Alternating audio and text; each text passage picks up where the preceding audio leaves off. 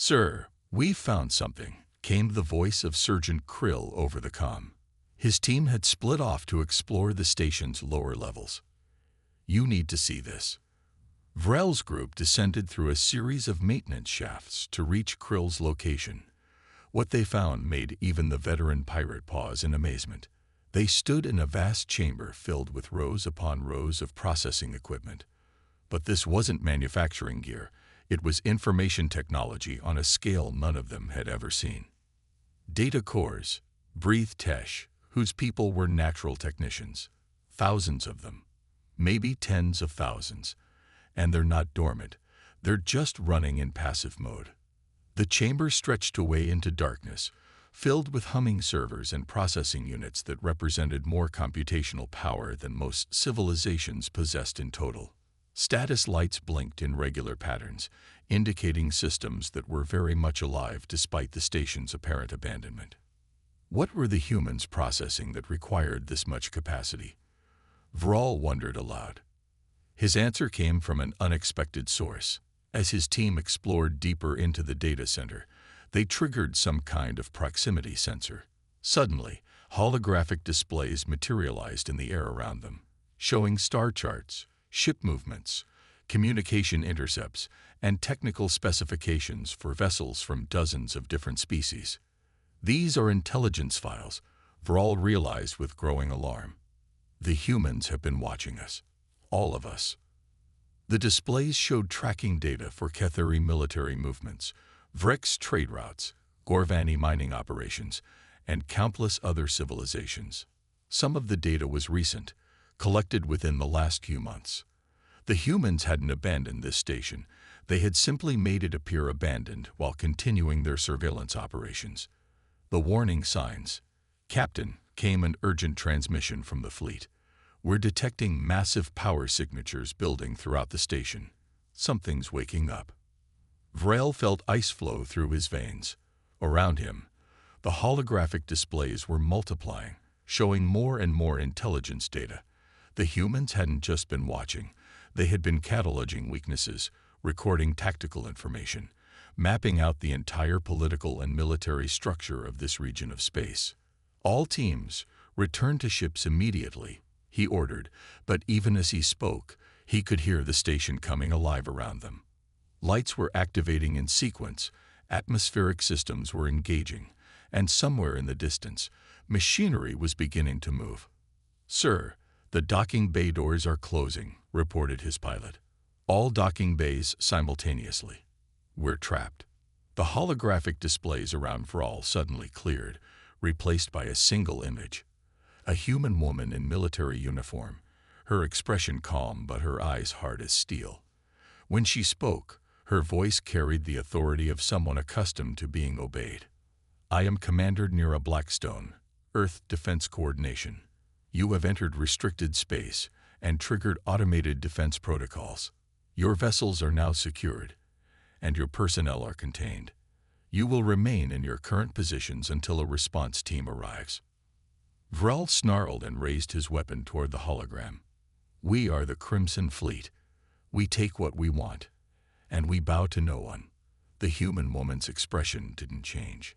"You are pirates who made the mistake of assuming humanity was weak because we seemed quiet. You were wrong." The revelation. The station around them continued to wake up, and with each passing moment, the true scope of human preparation became clear. Weapon systems that had appeared dormant were powering up, showing energy signatures that made the pirates' own weapons look like toys in comparison.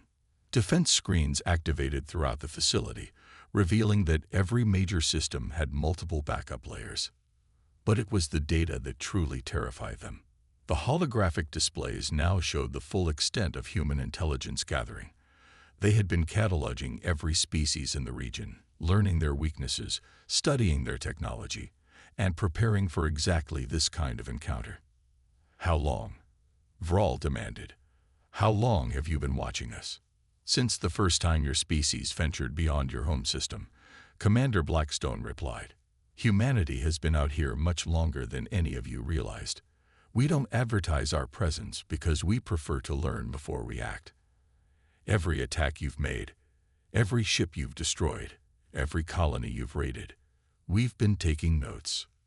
The pirate captain felt something he hadn't experienced in decades: genuine fear. The humans had allowed the Crimson Fleet to operate freely, not because they couldn't stop them, but because they were gathering intelligence. Every attack had been observed, analyzed, and added to humanity's growing database of alien. The Crimson Fleet's fatal mistake. The hunt begins. Captain Zexferel stood on the bridge of his flagship, the Bloodclaw, watching the stars bend and twist as his fleet dropped out of hyperspace. The Ketheri pirate's scaled hands gripped the command rail, his reptilian eyes gleaming with anticipation. Behind him, the bridge crew of various alien species worked their stations with practiced efficiency. They were predators, every one of them, and they had been hunting for months. "Report," Vral hissed, his forked tongue tasting the recycled air. Lieutenant Koss, a four-armed Zelak, manipulated the sensor displays with fluid precision.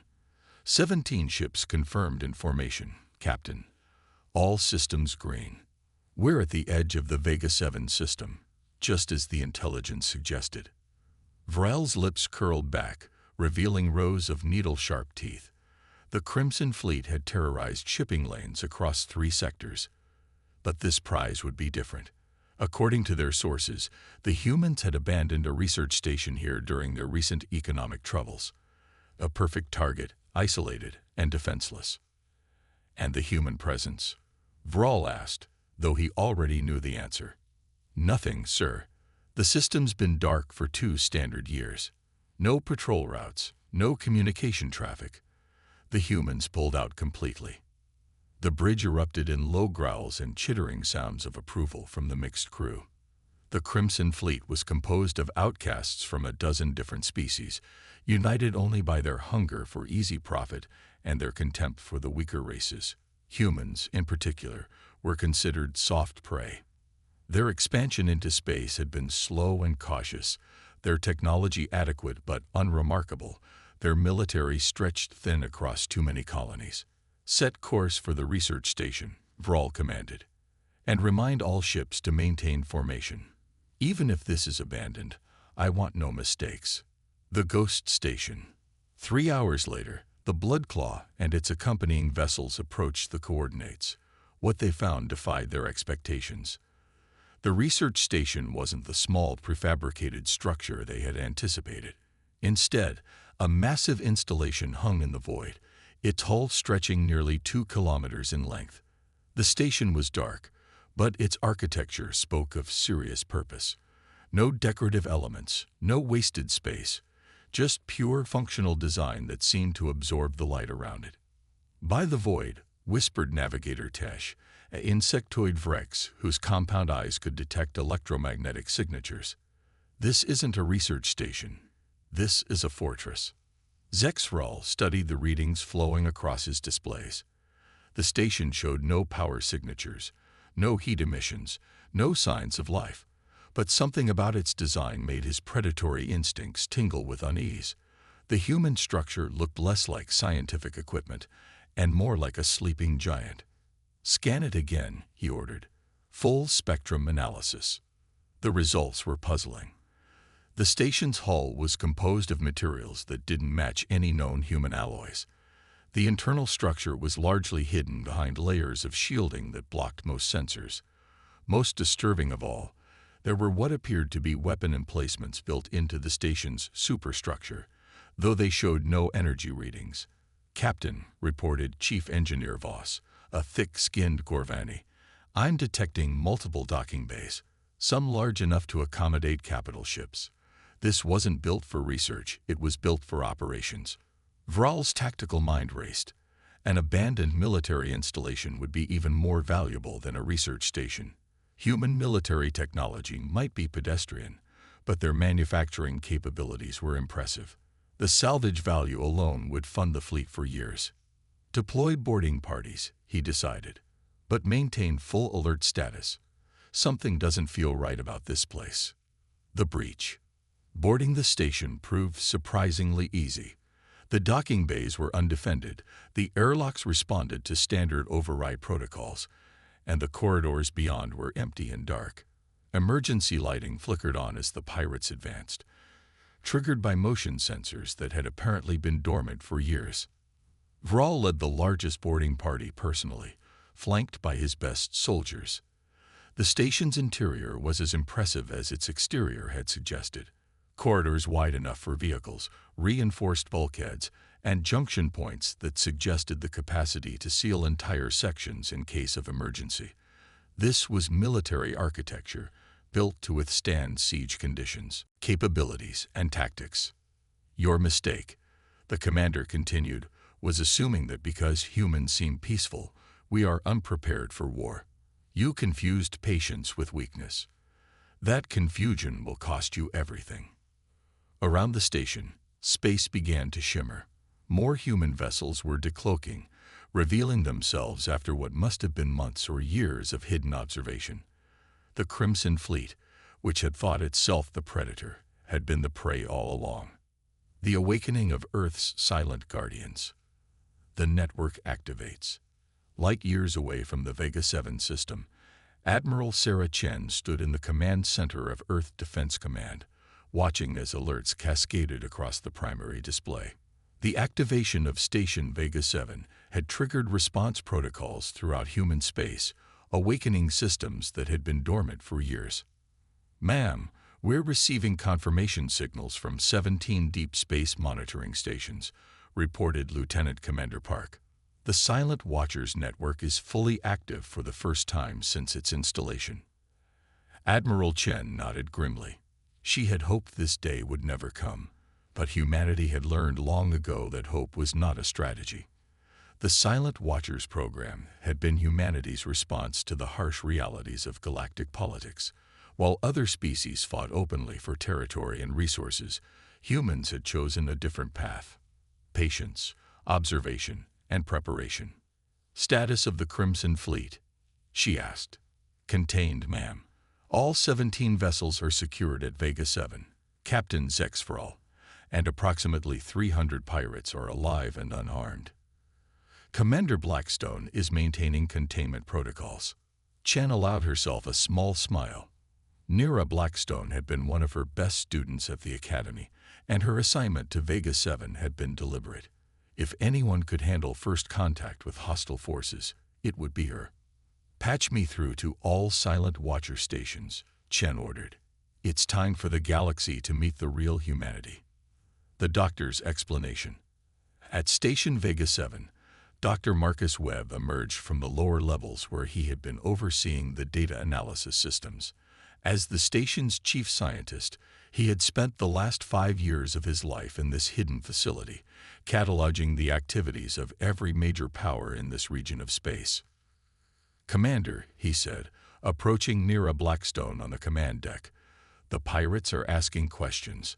They want to know how we've been watching them without being detected. Blackstone turned from the tactical display where she had been monitoring the contained pirate vessels. Show them, Doctor. They're going to find out anyway, and I think the shock value might be useful. Webb activated the station's primary holographic projector, filling the command center with a 3-dimensional map of local space. But this wasn't any ordinary star chart. This map showed the real positions of human assets throughout the region.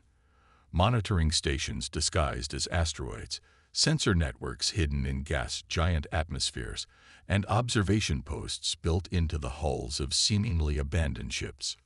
My God, whispered one of the pirate prisoners who had been brought to the command center. You're everywhere. Not everywhere, Webb corrected.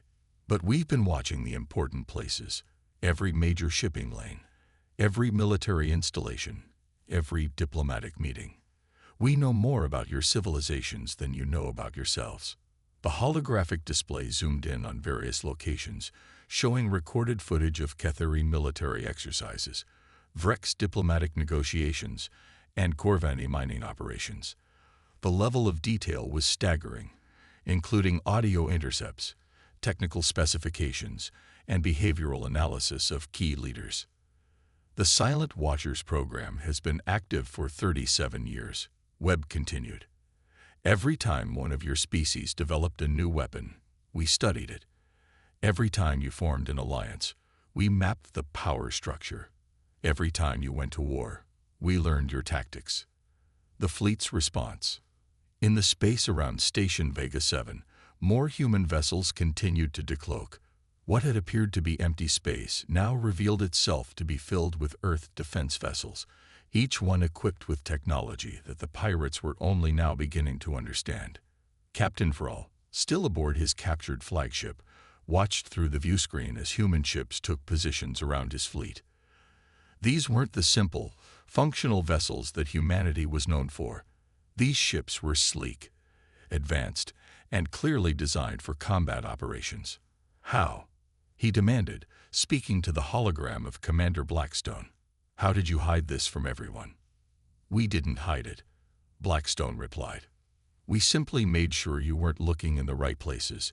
Humanity learned early that in a galaxy full of predators, the best defense is to appear weak while you build your strength. The holographic displays around the station command center showed similar scenes playing out across the region.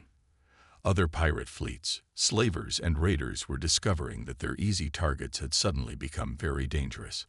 The Silent Watchers network was revealing itself across dozens of systems simultaneously, ending decades of carefully maintained deception. Why now?